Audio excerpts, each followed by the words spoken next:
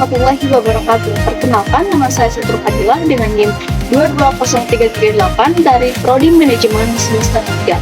Saya membuat video ini karena memenuhi tugas UTS Teori Ekonomi dengan dosen pengampu Bapak Teguh Setiadi. Selamat menyaksikan.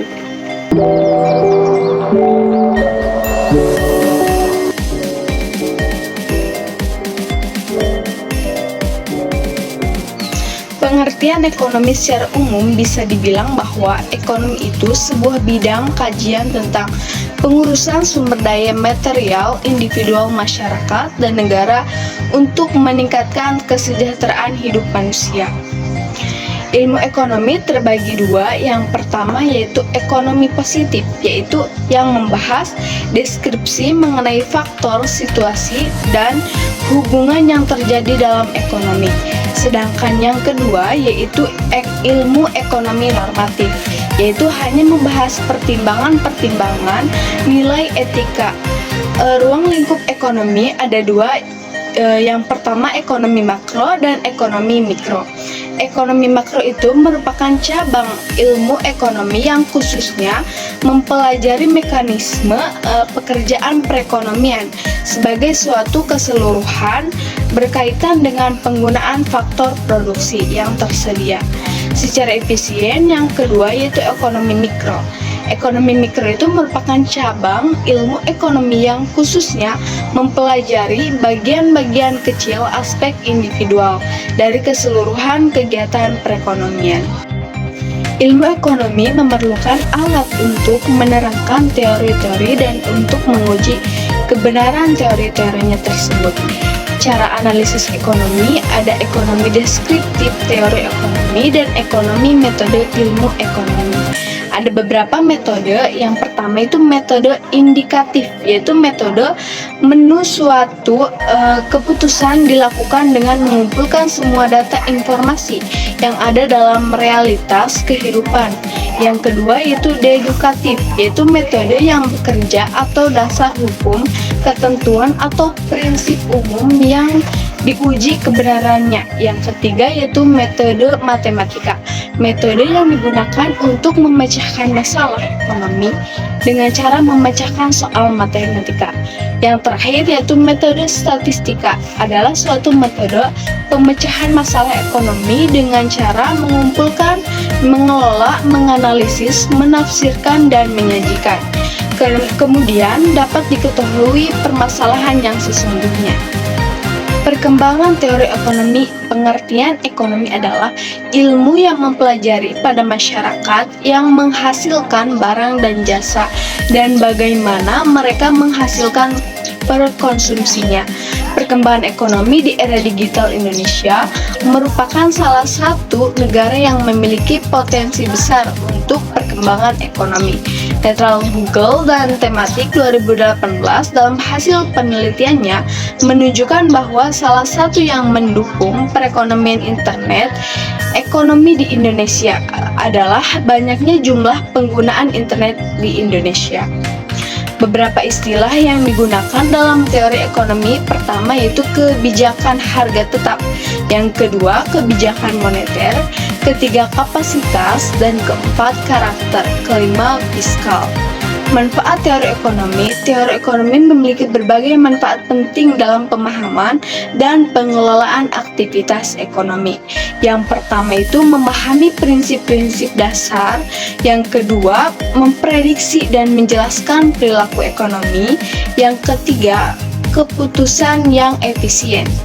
Kesimpulan sampai saat sekarang ini adalah beberapa definisi ilmu ekonomi yang digunakan sebagai paling penting digunakan orang-orang merangkaikan ilmu ekonomi sebagai studi alokasi sumber-sumber yang langka di antara berbagai alternatif tujuan penggunaan. Elastisitas permintaan dan penawaran. Pengertian elastisitas permintaan. Elastisitas permintaan itu suatu alat atau konsep yang digunakan untuk mengukur derajat kepekaan atau respon perubahan jumlah atau kualitas barang yang dibeli sebagai akibat perubahan faktor yang mempengaruhi elastisitas harga permintaan itu. Harga permintaan itu adalah derajat kepekaan atau respon jumlah permintaan akibat perubahan harga barang, atau dengan kata lain merupakan perbandingan daripada presentasi perubahan jumlah yang diminta dengan persentase perubahan dengan harga di pasar. Elastisitas pendapatan koefisien yang menunjukkan sampai di mana besarnya perubahan permintaan terhadap suatu barang sebagai akibat dari perubahan pendapatan atau pembelian dinamakan elastisitas penerimaan pendapatan, atau secara ringkasnya elastisitas pendapatan. Jenis elastisitas permintaan: pertama, permintaan tidak elastis sempurna; kedua, permintaan elastis; ketiga, permintaan unitar elastisitas; keempat, permintaan elastisitas; kelima, permintaan elastis sempurna elastisitas tak terhingga. Faktor yang mempengaruhi elastisitas permintaan: pertama, tersedia atau tidaknya barang pengganti di pasar; dua, jumlah pengguna atau tingkat kebutuhan dari barang tersebut; tiga, jenis barang yang pola referensi konsumen; empat, periode waktu yang tersedia untuk menyesuaikan terhadap perubahan harga atau periode waktu penggunaan barang tersebut; lima, kemampuan relatif anggaran untuk mengimpor barang. Elastisitas akan besar bila mana terdapat banyak barang substitusi yang baik, harga relatif tinggi, ada yang kemungkinan penggunaan barang lain. Situs umumnya akan kecil bila mana benda tersebut digunakan dengan kombinasi benda lain. Barang yang bersangkutan terdapat dalam jumlah banyak dan dengan harga-harga yang rendah. Untuk barang tersebut tidak terdapat barang substitusi yang baik atau benar. Tersebut sangat dibutuhkan jenis elastisitas penawaran. Satu, penawaran tidak elastis sempurna. Yang kedua, penawaran tidak elastisitas. Yang ketiga, penawaran unitar elastisitas. Yang keempat, penawaran elastis sempurna, elastis tak terhingga. Faktor yang mempengaruhi elastis penawaran: pertama, hasil pertanian bersifat inelastis; yang kedua, jangka pendek; yang ketiga, muncul atau menghilang produk saingan; ada empat, terobosan untuk membuat barang baru. Selanjutnya, teori perilaku konsumen, yaitu proses yang dilalui oleh seorang atau organisasi dalam mencari atau membeli, menggunakan, mengevaluasi, dan membuang produk atau jasa setelah dikonsumsi untuk memenuhi kebutuhannya. Macam-macam teori perilaku konsumen. 1. Ekonomi mikro. Teori ini berlangganan bahwa setiap konsumen akan berusaha memperoleh kepuasan maksimal. Kedua, psikologis. Teori ini mendasarkan diri pada faktor psikologis individu yang mempengaruhi oleh kekuatan lingkungan. Ketiga, teori antropologis. Teori ini juga berperilaku pembelian dari suatu kelompok masyarakat. Ada dua macam pendekatan. Pertama, pendekatan marginal atau kardinal, didasarkan pada asumsi bahwa tingkat kepuasan yang diperoleh konsumen dari mengkonsumsi barang dapat diukur dengan suatu tertentu seperti rupiah, jumlah unit, atau buah, dan lain sebagainya. Kedua, pendekatan ordinal. Pendekatan ini menyatakan bahwa utilitas tidak dapat terhitung, melainkan hanya dapat dibandingkan.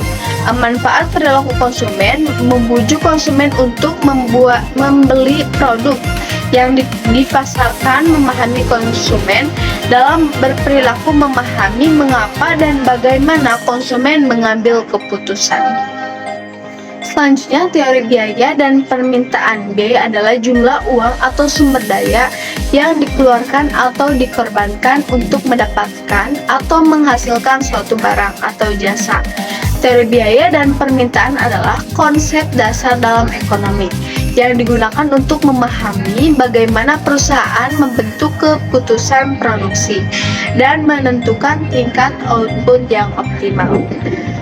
Macam-macam biaya produksi. Satu, biaya tetap. Biaya tetap ini adalah biaya yang dalam kurun waktu tertentu jumlah tetap dan tidak berubah-ubah. Yang kedua yaitu variabel.